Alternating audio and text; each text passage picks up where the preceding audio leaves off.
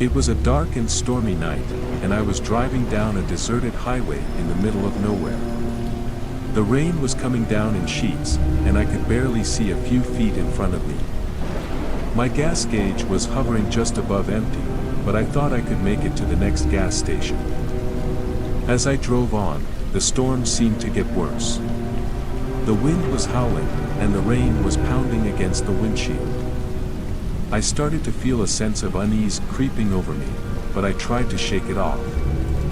I told myself that I just needed to keep going and everything would be okay. Just as I was starting to think I might actually make it, I heard a strange noise coming from the engine. It was a low, rumbling sound that made my heart skip a beat. I glanced down at the gas gauge and felt a wave of panic wash over me. The needle was now firmly in the red zone, and I knew I was in trouble.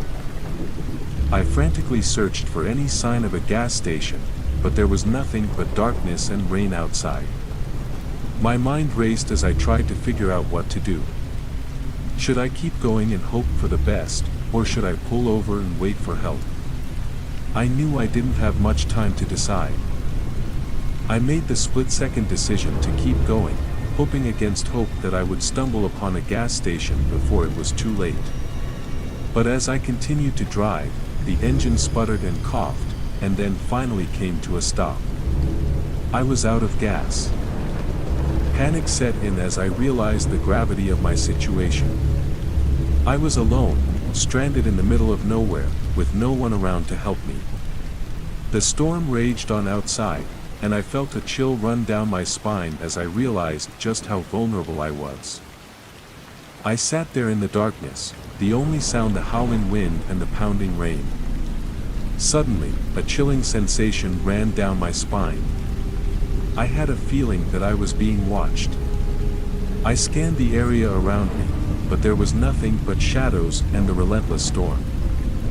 Just as I started to calm my nerves, a figure emerged from the darkness. It was a man, but there was something off about him. He moved with an unnatural gait, his eyes gleaming with a manic light. My heart raced as I realized that I was not alone. Without a word, the maniac started running toward me, his laughter blending with the howling wind. I fumbled with the door, trying desperately to start the engine, but it was no use. The car remained silent and immobile as the man closed in on me. In a last-ditch effort, I threw open the door and sprinted into the darkness, the maniac hot on my heels. The rain soaked through my clothes as I ran, my heart pounding in my chest. I didn't know where I was going, but I knew I had to get away from that man at all costs. I ran and ran until my lungs burned and my legs felt like jelly. Finally, I collapsed in a muddy ditch, the sounds of the storm and the maniac's laughter fading into the distance.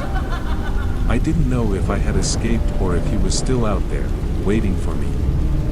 All I could do was huddle in the darkness and pray for morning to come.